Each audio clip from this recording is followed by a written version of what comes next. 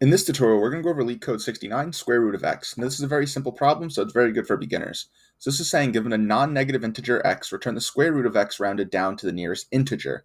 The returned integer should be a non-negative as well. Now, what we could do here is we could see it's taking in 4, returning 2. In this case, takes an 8 and returns 2 as well. However, the square root of 8 is actually 2.8, so we need to find a way to round that down. Now, the simplest solution to this is simply to return integer, as that'll round down to the nearest whole number integer, and then we can pass through what it says here. This is going to be x to the power of 1 over 2, or 0.5, and we could test that. We could see this is accepted for test case 1, and also for test case 2. Now we could submit this,